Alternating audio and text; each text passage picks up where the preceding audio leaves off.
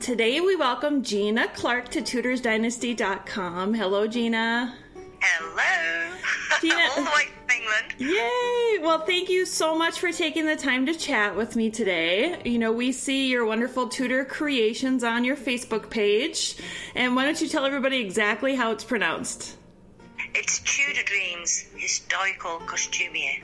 Perfect. And you know what? When we go to your Facebook page and we see these beautiful dresses, it kind of transports our minds back to the days like when women like Anne Boleyn graced the gardens at Hampton Court Palace. And your work is just so magnificent, and I applaud you. You do magnificent work.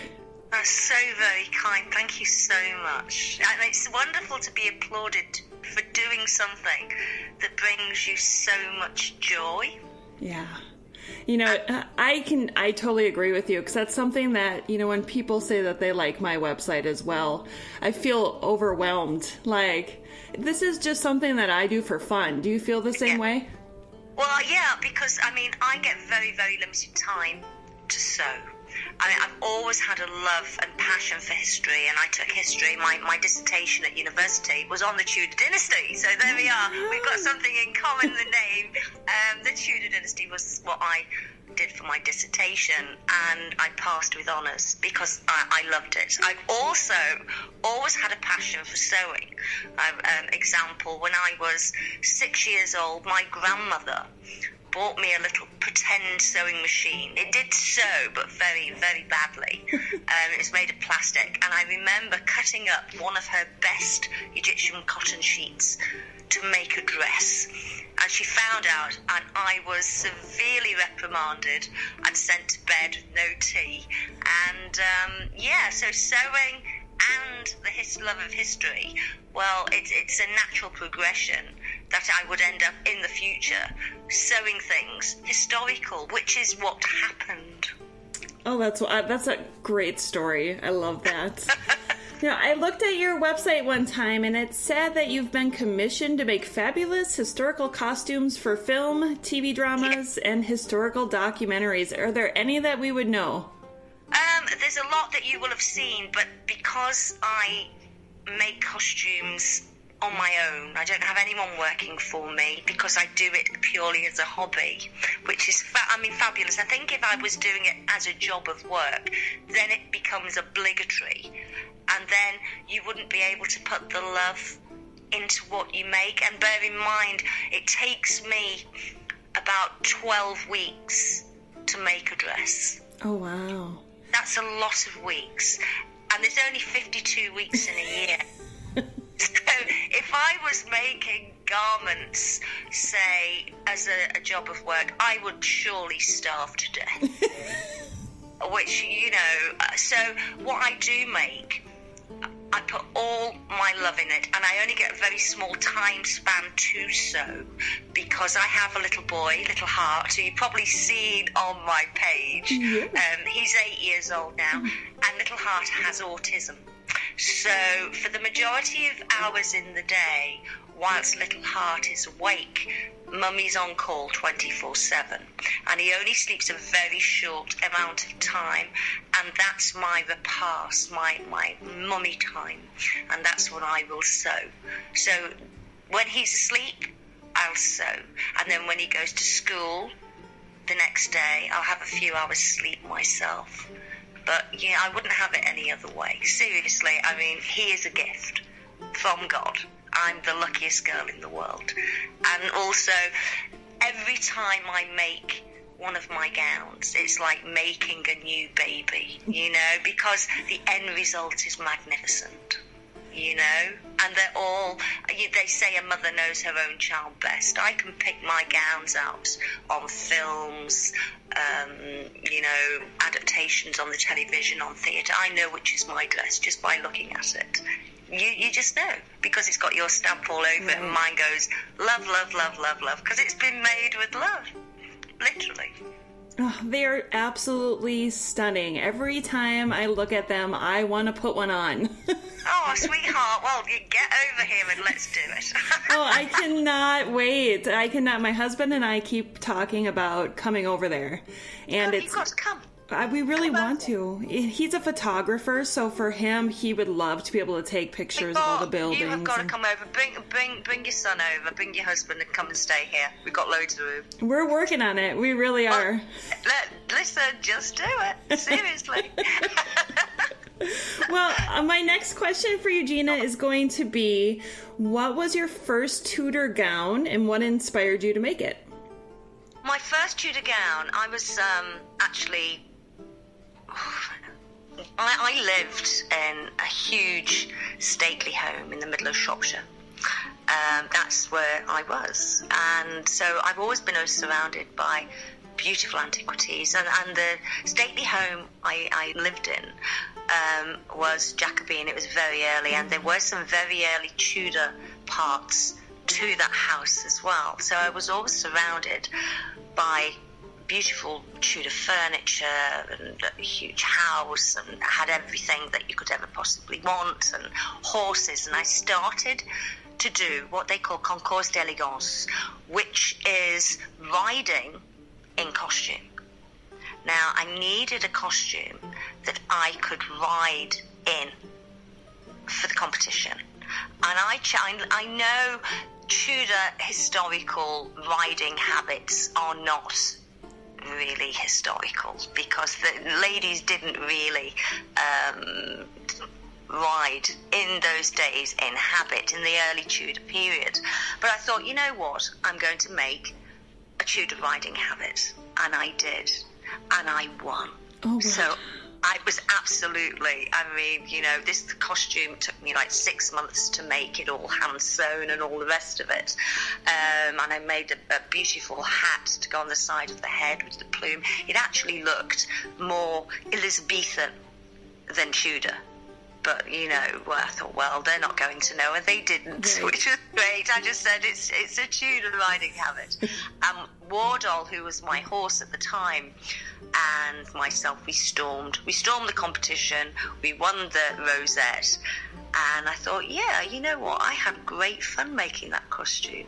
And I'd also done an apprenticeship when I was a lot younger. I think I was about 16. Did an apprenticeship with the Simplicity people who make the patterns, and helped devise the historical patterns as well, which was really fantastic.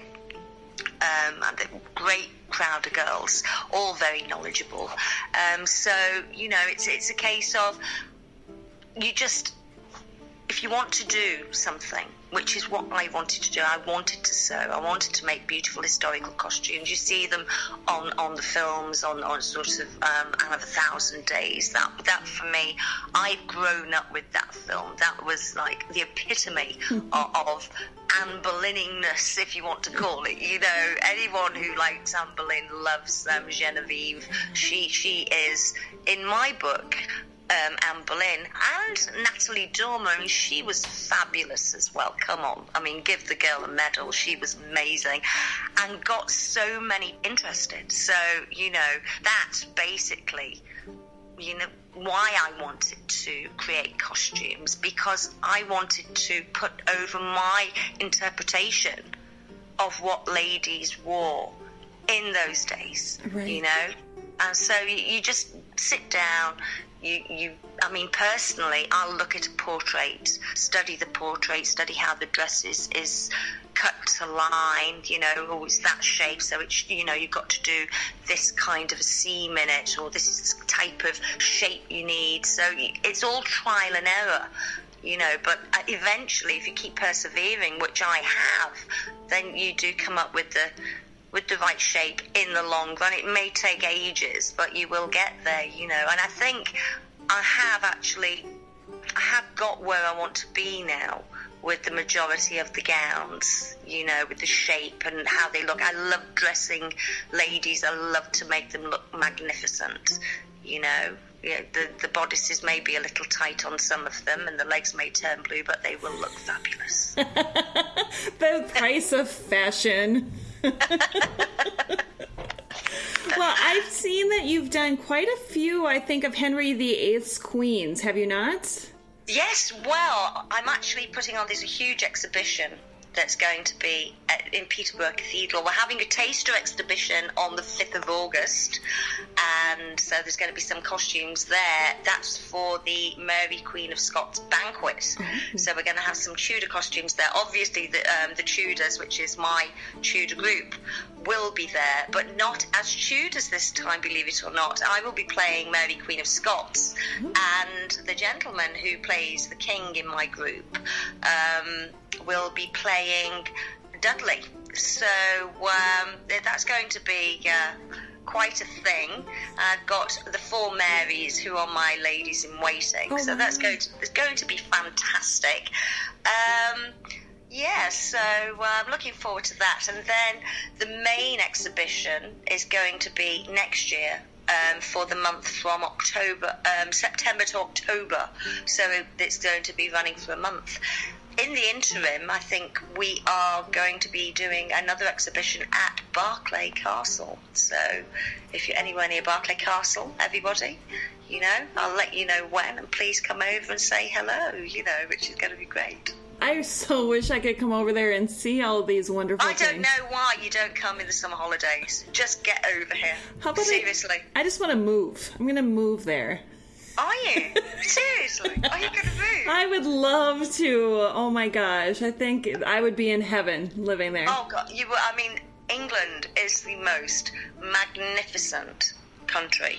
It's the most welcoming, the most historical. Honestly, in every city in England, there is historical buildings that would make your mouth water. Seriously, it's just amazing. I love this country for the historical content. It's if the historical content were food, I would weigh about 25 stone. But I'd want to absorb all of it. And I think that's how I would be. If I would go for a visit there, it would take me 8 years just to see and experience everything that I'd want to experience. It's amazing. Honestly, it is amazing. I've been doing the rounds with these beautiful buildings for, years and years and years. And you just, even when you've been there, and you go again, and you'll go again, and every time you go, say Hampton Court, for instance, every time you go, you see something different. Seriously, it's something you didn't pick up the first 20 times you went, Sure. It's just amazing. And you can never get tired. Anyone who's got a passion, like we have, for all things historical, you never ever, it's never enough. It's an addiction. Mm-hmm. And one that I will never ever want to give up. This is an addiction I want to have the rest of my life. Me too. Good. I'm glad to hear it. That brings me joy.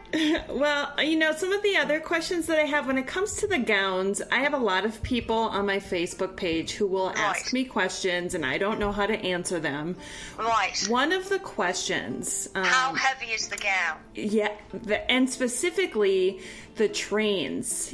How heavy was the gowns, and were the trains detachable? No, the trains weren't detachable. The sleeves were detachable. Are your gowns available to buy? Yeah, they are. I do the odd one, but the fabrics I use are very, very expensive fabrics. They're not cheap fabrics. And to post to America costs an absolute fortune. Honestly, it's so ridiculous. I've had people, bless them, ring me and say, Gina, could you make me a dress?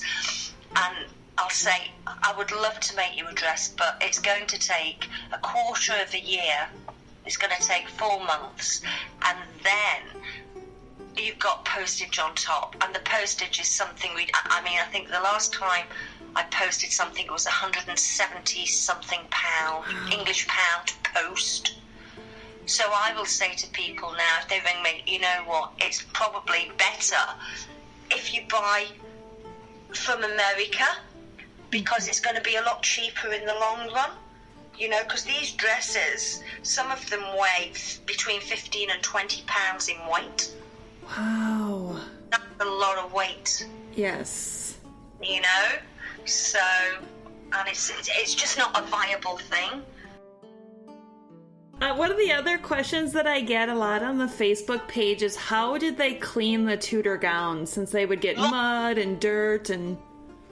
The best way, I mean, people used to say, you know, Fuller's Earth. They used to use Fuller's Earth to clean the gowns, and that's all Samfurried up. I think with the fabrics they use, very, very heavy fabrics,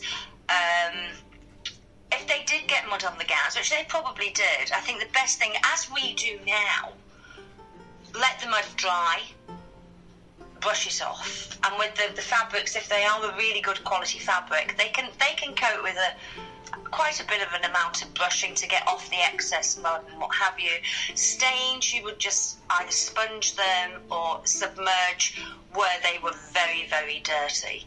I don't think that they did a lot of walking in muddy areas, you know, like when we go out, we're walking around castles and sometimes it's raining and what have you.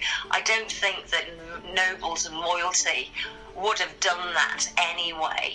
They would have tried to stay out of the elements, so to speak. They certainly wouldn't want sunshine. They wouldn't want to get tanned or anything. And it goes when it's raining as well. They wouldn't want to get covered in mud and what have you. So I really don't think that they'd have had a lot of problem. I think as far as perspiring's concerned, because, you know, they are very warm, these gowns, and if it is a warm day, then you do tend to perspire. They used to wear what they call a shift, and it was made of very fine cotton or linen, and they'd wear something like this underneath.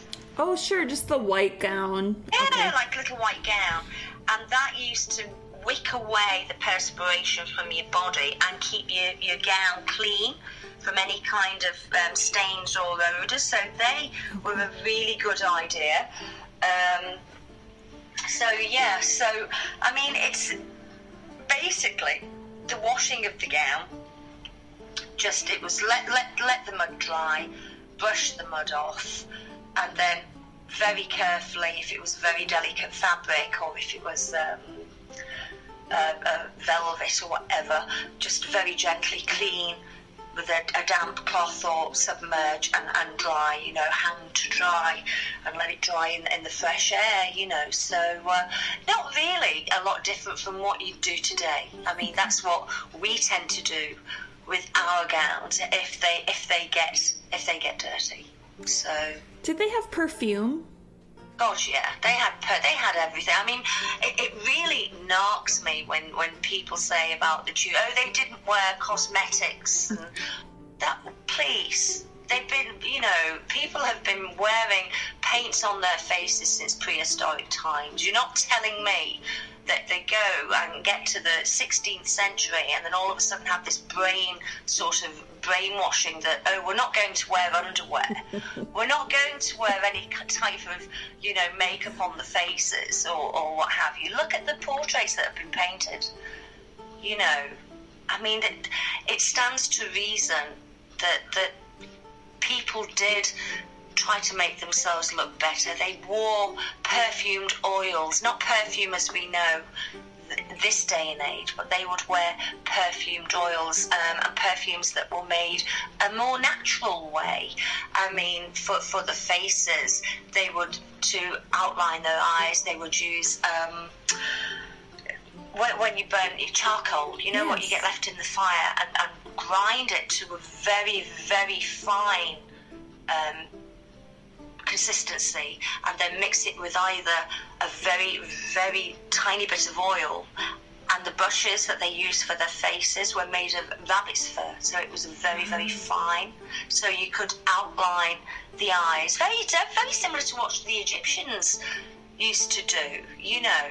And the cheeks, they'd use sort of either the pinching of the cheeks, which a lot of people used, or they would use colourings, little bits of like natural colourings on their skin, you know, and their lips as well. So, I mean, women have always been vain, and they're no less vain than what we are now, you know. And as for the underwear, of course they wore underwear, and I've always argued this point, that the Tudor women did wear any well-dressed English woman wears undergarments. I can tell you that now. And there was no different then. And I think, in fact, I'm positive that undergarments of that period were found in Germany a few years ago. I think they found remnants. Yeah, you've got to get on the internet and have a look, because I put it all over my page. I was like, ta-da! Eureka! You know, yes, my God, they did wear undergarments. You know, I was over the moon. But I mean, you know, you've got to think about when you think about, you know, when ladies were menstruating and things like that, of course they needed something there to keep everything in position. They weren't going to walk around unpadded, you know. So obviously these things, you've got to think about it. Yeah, of course they wore panties that were probably like the tie-side panties that we wear as bikini bottoms today, the same kind of thing, very easily made. You know, but they wore something like that without a shadow of a doubt. Without a shadow. There you go. You're filling us with so much knowledge today. I love it. I love it. You know, without even knowing it, I think you were answering questions before I even asked them. So, oh, sorry, darling. Stop. I'll just rattle on. You know, it's what can I say? It worked out perfectly, because I thought, oh, great, now I don't have to ask that one. She worked that one in, and we're golden. So, Gina, thank you so much for taking the time to talk with me today. Absolute pleasure. Seriously. Now you've got me on this thing. I hope you're going to ring me very often so I can keep you updated on all that's going to happen. You must, because you have become now my link to England. Oh, fantastic. Well, you need to link up and get your bottom over here in the summer holidays and bring your husband and your little one, and let's do some exploring. I would love that. I would absolutely love we're working on it. We're definitely working on it. Do it. Seriously. I'm not even joking. Do it. Well, thank you again so much, Gina, for joining me today with these wonderful questions I came up for you. And oh, darling, you're welcome. Honestly, it's been an absolute joy. Thank you so much for getting in touch. It's been an absolute joy. And I just hope that, you know, you've got the information that you needed for all your fans of the Tudor Dynasty. Keep up the great work. And love you loads, love your page, and just keep in touch.